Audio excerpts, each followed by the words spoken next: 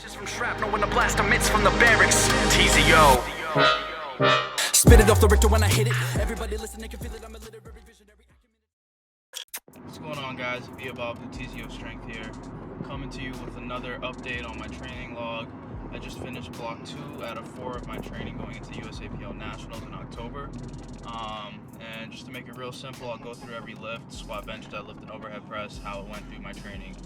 Squats, form has been feeling really solid. I'm excited about that. One thing I did was I switched to an RPE-based program.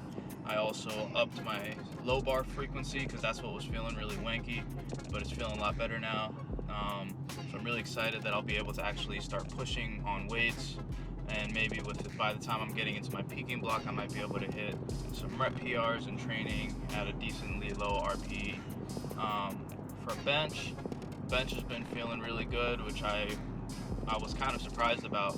I thought that was going to be the one lift that I'd be struggling with because of the fact that I am still dieting, but it's been going really well. I'll be switching up a little bit of the stuff for the bench. I'll be taking out Larson presses, replacing them with Spoto press, just because as the weights are getting heavier, I don't want to put as much stress as Larson presses do put on my shoulders, and I do kind of want to keep this progression going up. So I have decided to switch to Spoto, which I think will just be a little bit less taxing to joints and stuff like that. I'll also be throwing in a little bit of band training. I have been doing some like overload stuff with like a slingshot and things like that, but I will be throwing in also a speed day on bench. On I think it's one of the days, one or maybe twice, I'll be doing a speed bench day where I'll be doing bands, probably about 100 pounds of tension, and just kind of doing a lot of sets, a lot of reps, or like an 8x3, 1 minute break. It's a lot less stress on the elbow. I have been getting a little bit of elbow tendonitis, and since the actual weight would be lighter and I'll just be getting more of the tension out of the band, it definitely does feel better on the elbow for me. Deadlifts have just kind of been really stable going into this programming, and my forms are feeling pretty good. I think that keeping in sumo deadlifts into the training has definitely helped me a lot, because it's allowing me to not always be taxing my lower back.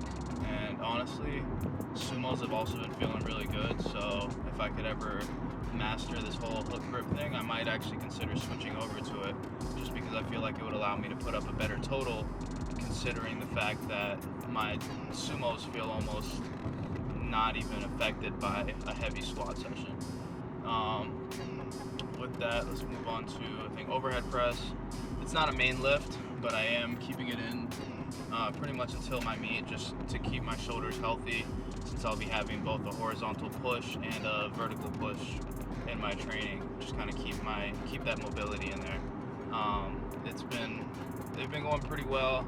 I'm not gonna lie, it's been feeling a little bit harder than it should have, but going into the third block, my reps will be coming down a little bit. The volume will be dropping a tiny bit, so I feel like that would help with the numbers that I'll be doing. So the progression would be the same, about 2.5% every month, but since I'll be doing, like, let's say sets of 6 versus sets of 8, the weight would be a little bit more manageable, so I'm sure that'll help me to continue progressing.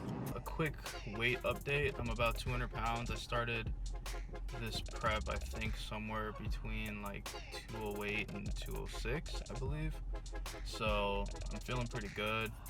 I have one more block of dieting that I'm gonna do, so I have 2 more blocks of training. I have one just regular training block, another 4-week, pretty much the same of what I've been doing, and then I have a 5-week peaking block. So that last 4-week block is gonna be the last dieting I'm gonna do. I want to get down to about 197 pounds. That would be great, but I'm not going to push it too hard, because that's just more of something that'll make it easier for me in the next meet I'm going to be doing after nationals. But if I feel like I'm suffering, if my training is suffering from the dieting, I'm going to cut it and just kind of go back to maintenance a little bit sooner. But that's it. Like, once I start my peaking block, I won't be dieting anymore, and that's something that I feel like a lot of people miss. They'll try to either start dieting right before their meet, or they'll diet all the way through, and I'm really against dieting in a peaking block. One thing, you're gonna have different leverages, and that's not what you want to have going into the heaviest training part. You know, when you should have everything clicking and all you're doing is pushing and pushing and pushing for more weight.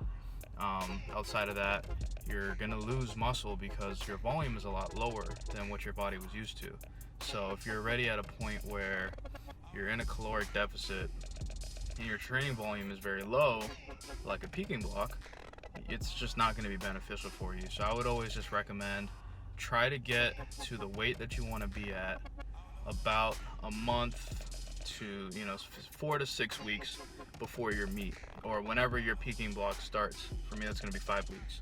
And that way, one, you can acclimate to your new leverages since you lost some weight, and two, it'll give your body more fuel when it needs it the most, and you'll maintain as much muscle as you can going into your training. So that's pretty much it. Thank you guys for all the support. If you want to keep up with me on my day-to-day training, I'll put my social media right here, and thank you guys for watching. Have a good